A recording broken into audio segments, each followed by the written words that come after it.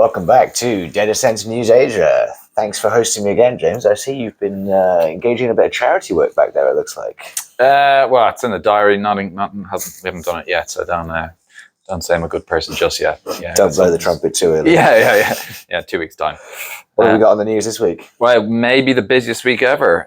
So apologies if we have to rush through these stories, but we've got news from Thailand. We've got news from Equinix up in Malaysia. 2 pretty big India announcements. We've got announcements of fundraising from Yondr and Macquarie Tech Group. And then we've got the announcement of a new fund / kind of platform. So yeah, loads to go through. Excellent. All right, well, let's dive into Thailand right away. Always a fun stop off. And sounds like the guys at Evolution Data Centers have been making busy there as well. Yeah, so they announced their partnership. Well, they announced the development of a new 34 megawatt facility. This is with the Central Pattana Group, who are one of the big, conglomerates up in Thailand, who've got interests in multiple different asset classes, a lot of the luxury malls, a lot of the hotels also they're the landowners for a lot of the hotels. So big announcement from Evolution. This is their second this year, following hot on the heels of that announcement in the Philippines a couple of months ago.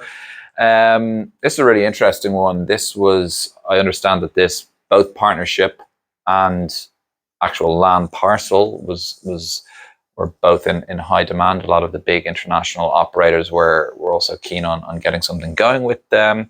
The Central Pattana Group. So yeah, kudos to Evolution for getting this one over the line. Exciting development for them. I believe first phase ready second half of next year. Excellent. Yeah, so they are the biggest commercial property developer in Thailand. So no doubt people were looking for that partnership. So try and scoop up Darren for the goss on how they managed to wrangle that one for the Evolution team. But yeah, that's definitely exciting. Is there any news on when they plan to break ground on this, or at this stage it's just a joint venture being announced? Well, if they're looking at a H2 next year launch, I'd imagine it must be relatively soon. It doesn't give details of how big phase 1 actually is, but I would expect, I don't know, probably 6 megawatts to start with.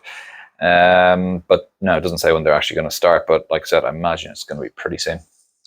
Excellent. And we can assume, based on the Evolution brand, that they will be having some kind of renewable tie-in as well. I didn't see that in the initial press release, but they normally have plans for that sort of thing going in. So yeah, it just made reference to minimizing waste, I think it was. So yeah, I think that's part of their DNA, right? So I'd imagine we'll get further details of that down the line. Congratulations everyone at both Central Pattana Group and Darren, Simon, the whole Evolution team. Right, onto Cyberjaya again.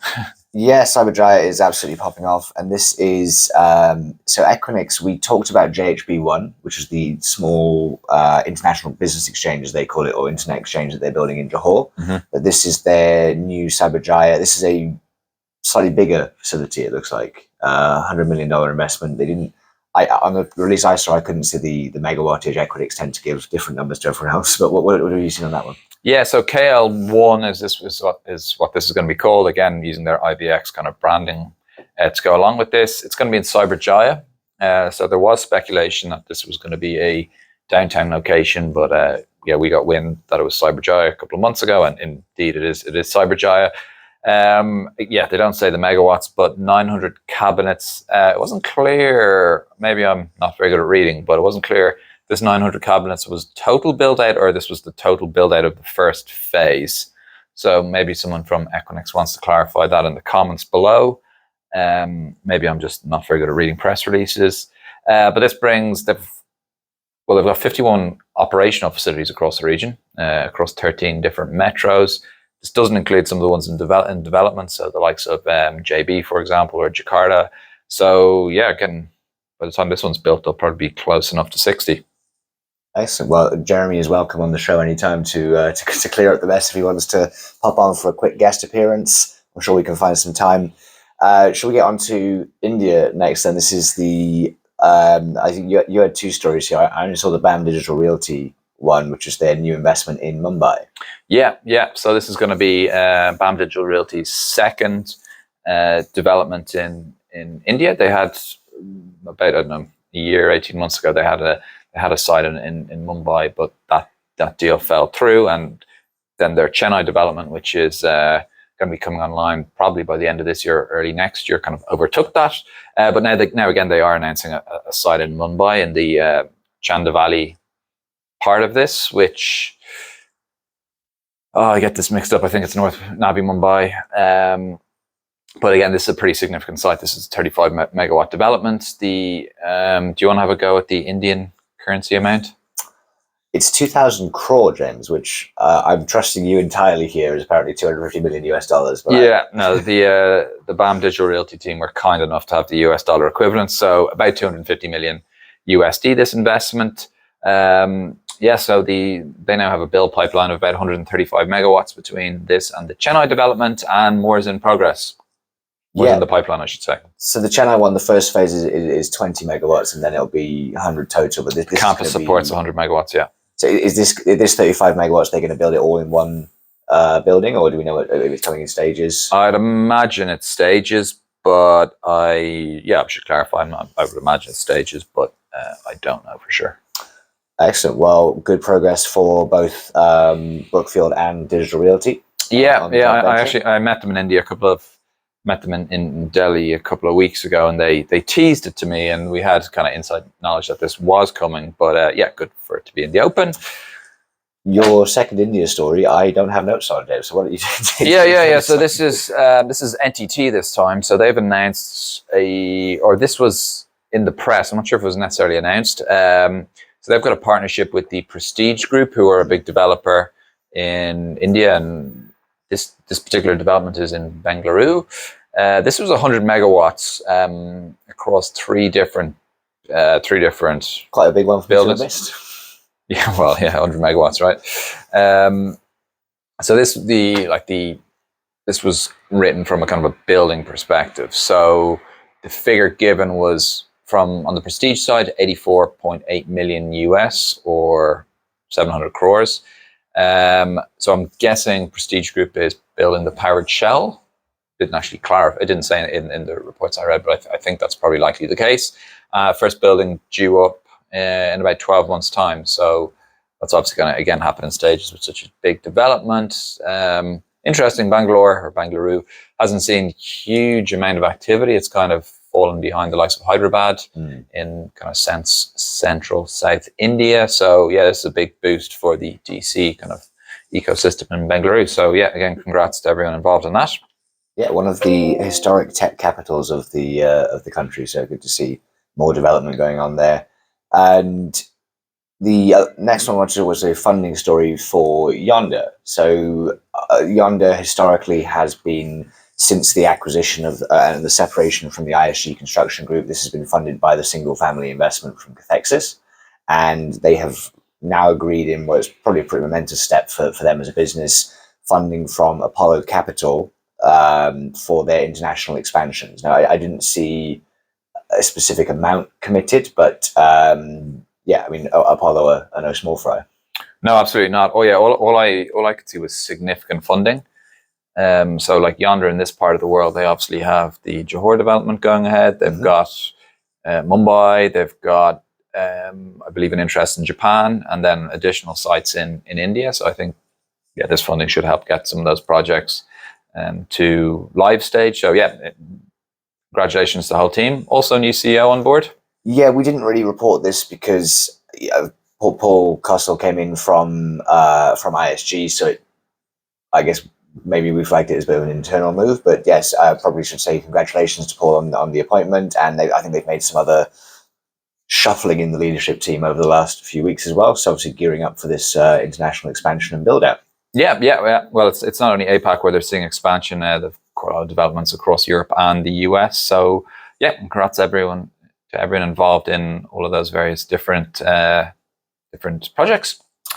You have another funding story which I also missed. So do you want to go to this as well? What funding story? The AIC one or the Macquarie Tech Group. Yeah. So this I think was released a couple of days ago. Macquarie Tech Group, who got data centers in Macquarie Park in North Sydney and a couple of other locations across Australia. They announced 130 million external capital raise, 130 million Aussie dollars, which 85, 90 million US.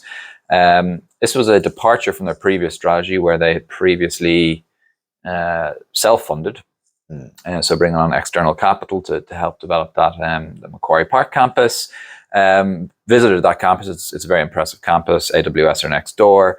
Within that facility itself, they've got 2 of the 3 American clouds as well. So I think that's just to help kind of the final stages of that campus to be built out. So yeah, I thought that was worth mentioning as well. Excellent. And I suppose sticking on the senior appointments, there's also some news from DigitalBridge. Bit of shuffling, I think, and a couple of new hires. So they've got Jeff Golshing has moved up to Chief Legal Officer. Francisco Sorrentino is now been brought in from SoftBank as the new Chief People Officer. Stephen Stryker has been brought in from Varley Partners as the Chief Information Officer. And relevant to our show for Asia, Justin Chang, who has been from the US, instrumental in leading the Asia expansion, has been promoted to Senior Managing Director. So, bolstering of the DigitalBridge leadership team for presumably continued spending sprees. Yeah, well, DigitalBridge, obviously, I've got a large stake in Vantage, AIMS data centers up in Malaysia, a couple of fiber company, Zenith 5G, and EdgePoint Towers as well as I think it's the biggest private tower operator in Southeast Asia. I did not know that, but good to know. Yeah, so obviously DigitalBridge very, very ingrained in the digital infra space here, so I thought that was worth mentioning. And then finally, accelerated infrastructure capital. I think this may have been announced last week, but I don't think we reported it. Yeah, I saw it on Oliver's LinkedIn last week, but we didn't, for whatever reason, cover it then. So let's give them a shout out now. Yeah, so Oliver and Oliver Jones and Jonathan Burney, founders of Chayora. So they're still, I think we reported maybe a month ago that they were moving into kind of advisory roles within Chayora. Yeah. But they have now launched a new fund, accelerated infrastructure capital. So this is investment and access to venture funding in second and third tier markets. I think it's an advisory group rather than so I believe that they are helping people to access funding. Yes, yeah. So what do you call that? I'm going to stick with advisory. Yeah, maybe I guess that's how I would. I don't know.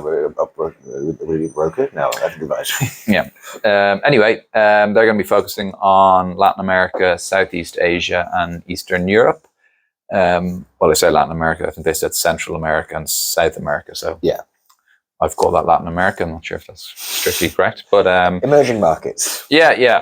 You can't keep them down. So fair play. That sounds like a very interesting venture. I'm looking forward to when they get down to Singapore or I get up to Hong Kong to chat more about that and find out exactly what the strategy is and which markets in particular they're targeting. Yeah, absolutely. I mean, these markets in particular, places where we see lots and lots of digital infrastructure projects, there's lots of demand, but access to funding and access to capital is always a big challenge. It's obviously riskier, yeah. Yeah, so definitely something to be bridged there for these guys. Cool. We are running close to the magic LinkedIn 15-minute cutoff. Yeah. Next week, Manila. If anyone wants to catch up, I'm only there 2 days or 2 full days. So anyone reach out. I will be at the W Media event on the Thursday, whatever day Thursday next week is. So yeah, drop me a PM if you want to catch up. Otherwise, I'll be doing a lot of site visits and stuff like that. Do you plug the annual DC Byte drinks, or because it's invite only? We don't. Okay. Thanks everyone for watching, and speak soon. Happy Friday.